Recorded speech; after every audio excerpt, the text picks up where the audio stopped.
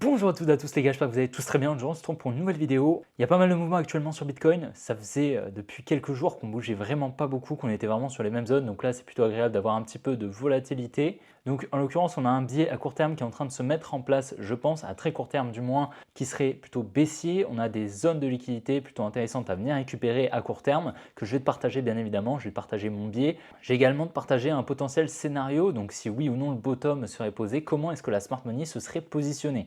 D'accord, c'est très important également de savoir ceci, comment la smart money se place, parce que du coup, ça va te permettre de te placer dans son sens, d'accord, avec elle, de suivre ses traces et donc d'avoir le meilleur placement sur les actifs, avec de fortes probabilités du moins. Donc dans cette vidéo, on ira voir le Bitcoin, on ira voir le S&P 500, on ira voir le Solana, on ira voir le NER, ça fait un moment qu'on n'est pas allé le voir, on ira voir Ethereum, FET et on finira par Tao. Donc sur Ethereum, j'ai fait un post sur Twitter, donc il fait un petit peu polémique parce qu'il y en a pas mal qui ne sont pas trop d'accord avec moi. Donc je vais vous expliquer pourquoi selon moi il y a vraiment de fortes probabilités qu'on aille chercher cette zone. Je vais tout vous expliquer, même si je l'ai déjà fait, je vais quand même y revenir un petit peu plus précisément. Donc j'espère vraiment que la vidéo vous plaira. Si c'est le cas, n'hésitez vraiment pas à la liker, à vous abonner si ce n'est pas déjà fait. N'oubliez pas de me rejoindre sur mes autres réseaux qui sont directement en description.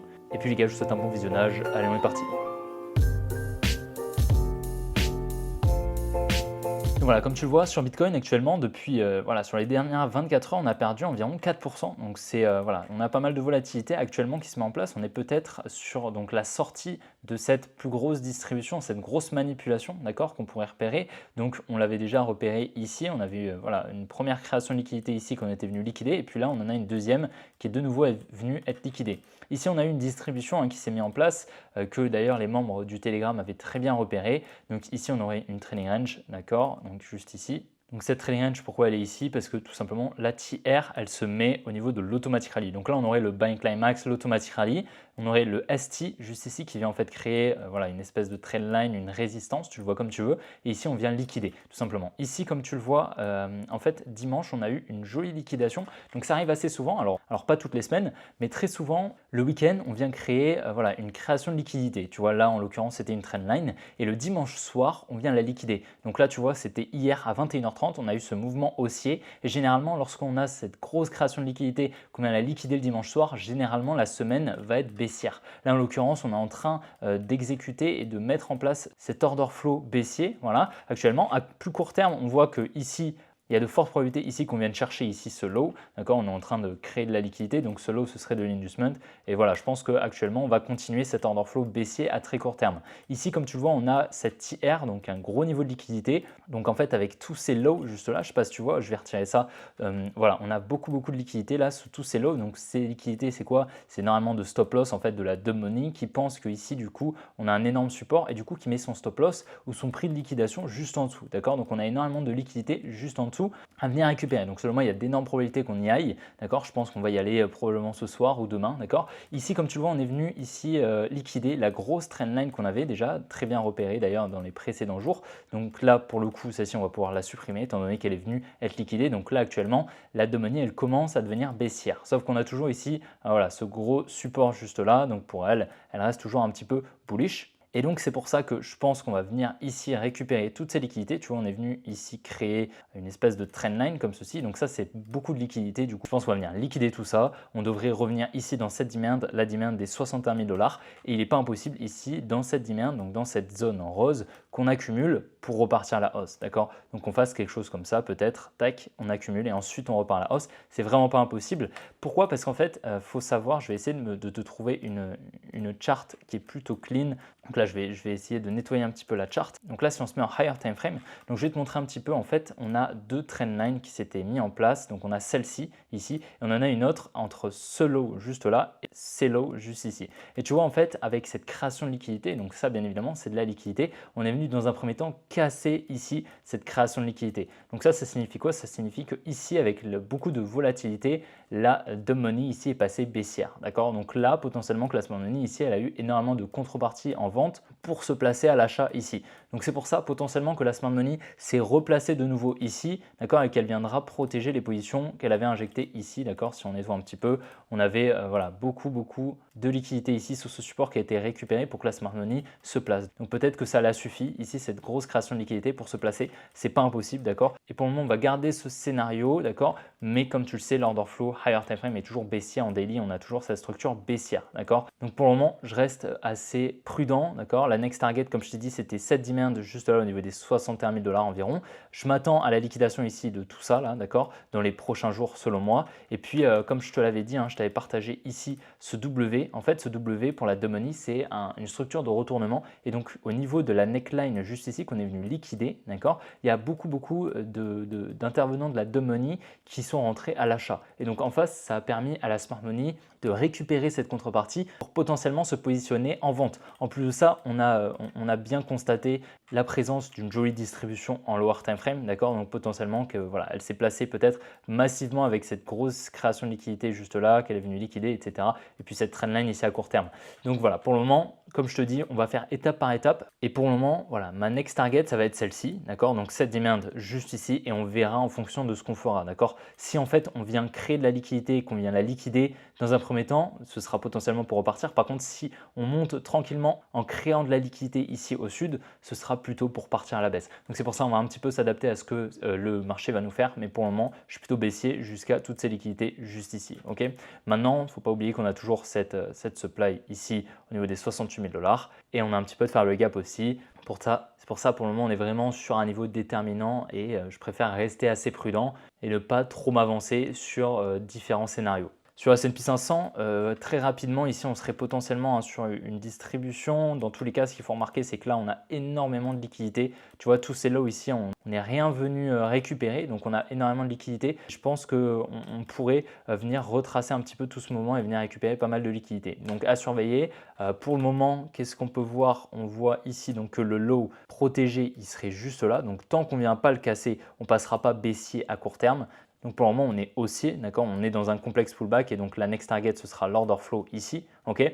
Mais si on vient casser ici ce low, juste ici au niveau des 5700 points environ, on passera baissier à court terme. Donc à ce moment-là, il faudra s'attendre à potentiellement un plus grand retracement, d'accord. Sur le Solana, donc c'est plutôt intéressant en higher time frame. Si on regarde un petit peu, donc pour moi, on a quand même encore toutes ces liquidités juste ici, tu vois, on est venu créer une jolie trendline, une espèce de résistance, tu vois. Donc on a beaucoup de liquidités ici qui s'accumulent juste au-dessus. Donc pour moi, il y a de fortes probabilités d'y revenir dans les prochaines semaines.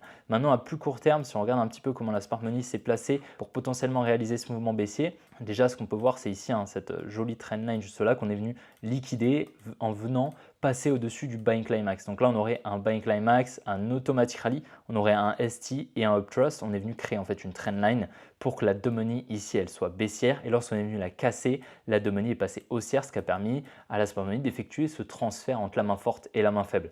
Donc ce qu'il faut voir également, c'est qu'ici, on avait un joli support, donc beaucoup de liquidités qu'on est venu liquider.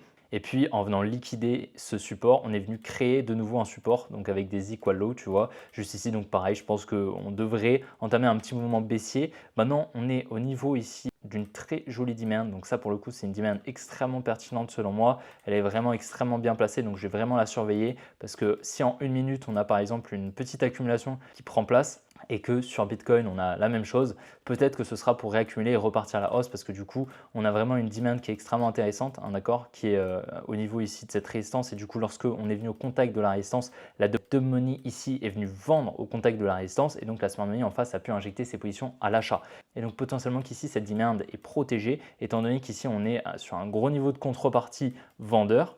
On pourrait potentiellement avoir la smart money ici qui se place juste en dessous de ce support, tu vois, qui se sert de toute cette contrepartie en vente pour se placer elle-même, d'accord. Donc c'est pour ça on pourrait avoir une réaction au minimum, donc à surveiller vraiment, sachant que voilà, comme je t'ai dit, on a pas mal de liquidités au nord, mais on a une certaine overextension ici sur le Solana et on pourrait absolument revenir chercher ici les liquidités ici au niveau des 140 $ environ et revenir dans la limite des 138. C'est vraiment pas impossible au vu de ce qu'on est en train de faire actuellement. Sur le NIR, pour le moment, je m'attends à un retracement, d'accord. Alors, on n'est toujours pas passé baissier, d'accord? Donc pour le moment, on est toujours sur une tendance haussière à court terme, sachant qu'on a pas mal de liquidités au niveau de tous ces highs juste ici. Mais en fait, c'est ça là qui me dérange, c'est cette trendline juste ici. Pour moi, il y a de fortes probabilités qu'on aille la chercher à court terme, d'accord? Donc sur les prochains jours environ.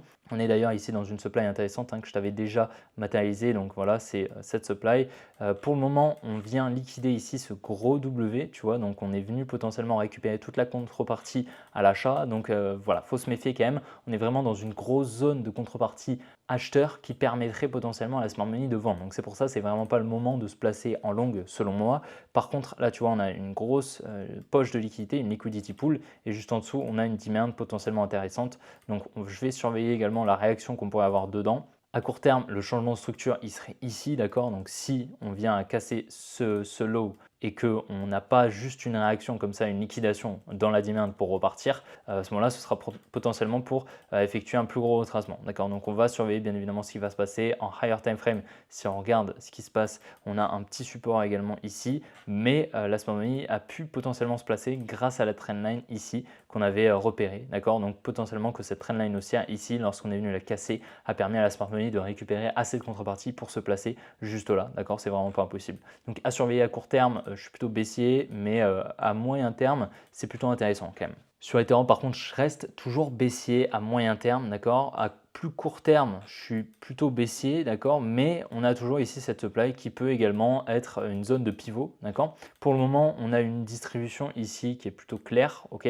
On est sur une tendance baissière à court terme avec une trendline juste ici, donc beaucoup de liquidité. Donc je m'attends vraiment à la liquidation ici de tous ces lots, qu'on revienne ici dans cette demand au minimum des 2500. Pour moi, c'est extrêmement probable. À plus long terme que le court terme, donc à moyen terme environ, j'ai toujours ici cet énorme support pour moi qui est extrêmement important. On a également cette énorme trendline. Et donc comme je te l'ai dit en introduction, j'ai fait un post sur Twitter qui disait justement que bah, voilà, pour moi, j'avais de fortes probabilités qu'on vienne récupérer ici cette liquidity pool sous ce support. En fait, il faut savoir que les supports, généralement, ils sont créés pour inciter la money à se placer. En fait, là, au niveau de ce support, la money est extrêmement bullish. Ok, là, elle est extrêmement bullish, d'accord? On est au niveau d'un support. D'ailleurs, sur le groupe Telegram, je t'ai envoyé une vidéo extrêmement intéressante où je voyais un influenceur, un certain influenceur, je ne vais pas citer son nom, ça ne sert à rien, mais voilà, c'est quelqu'un qui trade comme voilà, avec les supports et les résistances et il n'y a pas de problème à ça. Simplement, voilà, c'est juste pour te dire que ici, il y a la dumb money, généralement, d'accord, c'est pas du tout rabaissant le terme dumb money, mais c'est simplement pour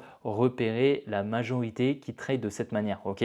Simplement, sinon, ce serait trop compliqué à expliquer. Si à chaque fois, il faut que je te dise, là, il y a la majorité qui trade de cette manière qui se place, bon, tu te doutes bien, on s'en sort pas. Dans tous les cas, il faut que tu comprennes que voilà, là, on a une trendline haussière, on a ici ce support, ok? Pour la dumb money, en fait, c'est extrêmement, elle a beaucoup d'arguments en fait pour acheter. Et en fait, ça me fait extrêmement penser à ce qu'on avait ici. En fait, ce qu'on avait ici, c'était la cassure d'une trendline, la news sur les ETF Ethereum, ok, la sortie des ETF, 1 milliard qui rentre, et puis cet énorme support juste ici qui n'était pas venu être liquidé, tu vois, qui était extrêmement solide, entre guillemets, pour la dumb money. Et donc ici, pareil, j'avais fait un post où je disais que j'étais baissier sur Ethereum, qu'on avait également une distribution lower time frame, et je m'étais fait, voilà, j'avais eu les mêmes réactions qu'actuellement sur le tweet, où il y a énormément de gens qui disent que je raconte n'importe quoi. Mais ça peut arriver, voilà, il n'y a pas de souci, et c'est normal, parce que les gens ne sont pas d'accord. Mais du coup, généralement, voilà, dès que beaucoup ne sont pas d'accord, ça l'a fait également pour le BNB, ça l'a fait également pour le FET, lorsque je t'avais partagé le top sur Twitter, hein, c'est énormément sur Twitter, voilà, ils sont un petit peu rudes, on va dire. Mais donc voilà, on voit que c'est pas faux, d'accord? On voit ce que je dis, c'est pas faux. Il y a la dumb money ici qui est extrêmement bullish. Et en fait, il faut savoir que la smart money ne va pas venir injecter et imprimer un order flow haussier si elle ne s'est pas placée en amont. D'accord? Elle va d'abord se placer ses positions. Et pour le moment, alors elle aurait pu se placer ici, là tu vois, on avait énormément, en fait sous ce support, on avait une grosse liquidity pool d'ordre en vente qui permettait à la smart money de récupérer cette contrepartie pour acheter, ok? Sauf que tu vois, qu'est-ce qui s'est passé? La smart money, elle est venue laisser décaler le prix en fait. Tu vois, ici, si elle était venue se servir de cette contrepartie, le prix n'aurait pas décalé autant, ok? On n'aurait pas eu toutes ces bougies rouges, on ne serait pas descendu aussi bas. En fait, on aurait eu ici le support, on aurait eu un support ici qui était venu être créé. En fait, ce que est venu faire la smart money, c'est qu'elle est venue laisser exécuter tous les ordres en vente. Donc tous les ordres en vente, ils se sont exécutés et tout simplement, ils sont venus s'exécuter et tout simplement, le prix a décalé beaucoup plus vite, d'accord? Sauf que si la smart money s'était placée grâce à cette contrepartie, ce qui se serait passé, c'est ça. On aurait eu une grosse réaction, tu vois, et là, la smart money aurait pu se placer grâce à la contrepartie. Sauf que là, c'est pas du tout le cas, d'accord? Et donc, selon moi, la smart money pour le moment ne s'est toujours pas placée. Et étant donné que là, elle aurait pu se placer, d'accord, ça fait un moment ici, peut-être même qu'elle commence à se placer ici, d'accord, et que là, on est dans une plus grosse accumulation. Mais selon moi, voilà, ce support il n'est pas créé au hasard. Pour moi, il y a d'énormes probabilités qu'on vienne le liquider,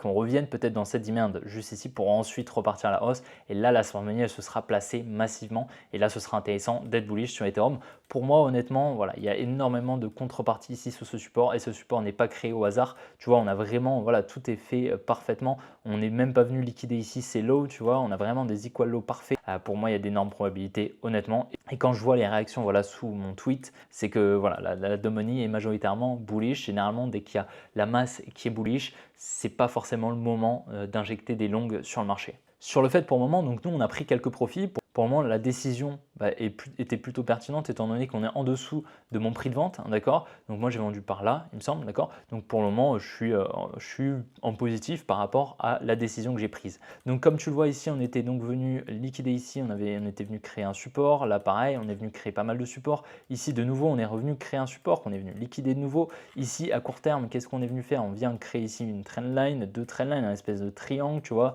Donc pour moi, il y a pas mal de liquidités. On a une structure en lower time frame qui est plutôt baissière, tu vois. On vient à chaque fois faire des lows de plus en plus bas et des highs de plus en plus bas. Pour le moment, je suis plutôt baissier avec un high protégé juste ici. Donc si on vient le casser, je passerai potentiellement bullish à court terme, ok. Mais pour moi, la next target, ça va être ici les 1,4 $ sur le fait. On est donc bien revenu ici dans cette supply que je t'avais partagé depuis un moment, d'accord. Cette supply, je t'avais partagé lorsqu'on avait eu le bottom ici dans cette demand. J'avais mis un ordre ici sur le fait qui était venu être exécuté, d'accord. Donc le bottom, on l'avait parfaitement anticipé lorsqu'on était par là, d'accord. Donc ça, c'était vraiment cool.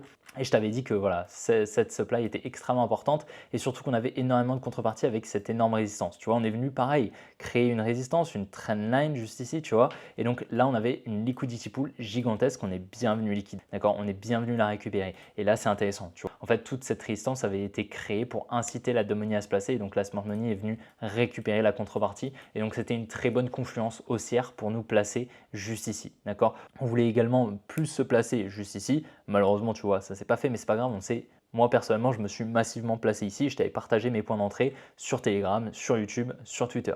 Donc pour le moment, baissier à court terme, plutôt haussier à moyen terme, d'accord. On est toujours sur une tendance qui est plutôt haussière ici, d'accord. À plus long terme, on est plutôt baissier, mais honnêtement, selon moi, il y a très peu de probabilité de venir chercher plus bas, d'accord. On avait eu un set demand qui était la plus pertinente, qui venait effectuer la mitigation de toutes les précédentes, et donc pour nous, c'était ici le plus probable qu'on pose le bottom. Sur le Tao d'ailleurs, c'est intéressant, d'accord. On peut, voilà, je peux t'expliquer également, tu vois que c'est pas que sur Ethereum, on était venu créer un support, tu vois ici, on était bien venu créer un support, on était venu liquider, tu vois, on est passé en dessous pour venir récupérer la contrepartie. En fait, on est venu inciter la money à se placer et donc c'est comme ça que nous on a catch le bottom juste ici. Tu vois, mes deux cibles, les deux cibles, je les ai pas mises après, je les ai mises avant. Et donc on avait bien eu, tu vois, les deux bottoms actuels du Tao. Donc ça c'est plutôt intéressant. À plus court terme, le Tao, donc moi j'ai pris des profits ici, d'accord. J'avais pris des profits par là. J'ai pris des profits, honnêtement, je ne saurais plus te dire, par ici environ. Et donc on est bien venu liquider la zone de liquidité ici.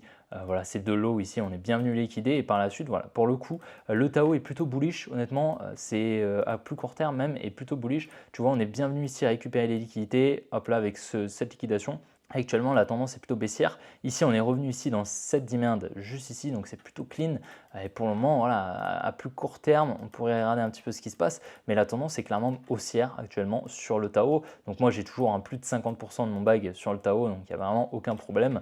Mais je pense qu'un retracement va s'imposer à un moment ou un autre. Et là, en fait, qu'est-ce qu'on peut voir? On est toujours sur une tendance haussière. Donc on aurait un low juste ici, un high juste ici. Pour le moment, l'order flow se placerait juste là. Donc on pourrait faire un petit peu ce qu'on veut ici et repartir à la hausse. On a pas mal de liquidités ici avec tous ces highs juste là qui n'ont pas été liquidés. Pour le moment, plutôt haussier pour le coup sur le Tao, honnêtement, actuellement. Et à voir après si à plus long terme que le très court terme, on viendrait potentiellement liquider ici tous ces lows juste ici et effectuer un plus gros retracement pour par la suite repartir à la hausse. Ce serait vraiment le plus pertinent selon moi. Et c'est généralement ce qu'on fait, tu vois, dès qu'on a une grosse overextension comme celle-ci, avec en plus de ça une grosse manipulation ici. Donc à voir un petit peu ce qu'on va faire, je vais surveiller bien sûr. Et donc voilà les gars, j'espère que la vidéo vous aura plu. Si c'est le cas, n'hésitez vraiment pas à la liker, à vous abonner si ce n'est pas déjà fait. N'oubliez pas de me rejoindre sur mes autres réseaux qui sont directement en description, le canal, le groupe Telegram, mon compte Instagram, mon compte Twitter, vous avez tout en description. Dans tous les cas, je vous invite vraiment à lâcher un petit pouce bleu, ça m'aide énormément pour le référencement. Dans tous les cas, je vous souhaite une bonne après-midi, une bonne soirée, puis on se retrouvera demain pour une prochaine vidéo comme d'habitude. Allez, ciao les gars.